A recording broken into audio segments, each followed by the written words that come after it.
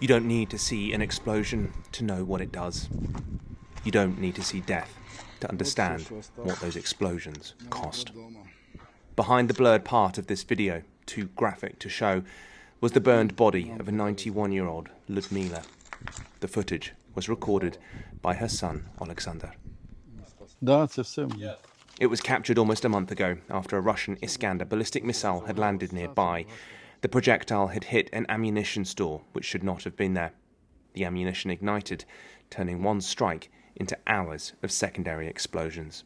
She called me at 4 a.m. and said, "Sasha, everything is on fire in your house." I called her back in 20 minutes, and that was it. She didn't pick up. Ukraine has faced an onslaught of drones and missiles since the start of Russia's full-scale invasion in 2022. Yet for civilians in Kiev, the conflict has now entered a new stage. We asked Alexander what he makes of the number of people caught up in attacks like these. He tells us, "Frontline areas I understand, but not here, so far away." Ukraine can intercept many drones and missiles, but ballistic missiles are different.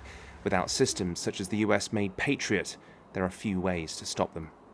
The effects are visible almost everywhere in this city. So this is Lukyanivska Square, which has been hit multiple times over the last couple of months, including within the last few weeks. It actually destroyed part of the metro station, which of course is where people are sheltering from a lot of the attacks on Kiev. People have returned to sell vegetables, flowers and other wares, but this is the reality that people are dealing with. Not just strikes that are claiming lives, but strikes that are hitting the same location multiple times. We found 81-year-old local Valentin resting in the sun before he planned to head home.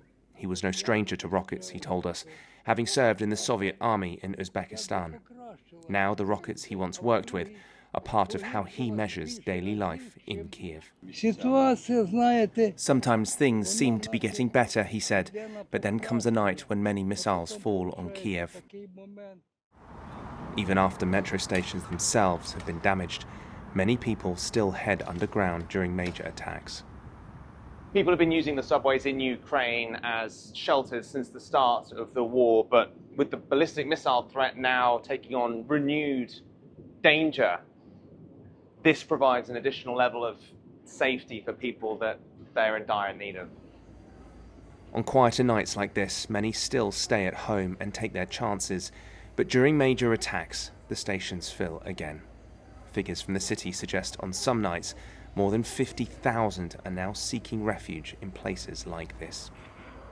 The missiles didn't fall on this night, but they will again soon. Unless something changes, there is little in Ukraine's arsenal to stop them. Flynn, TRT World in Kiev.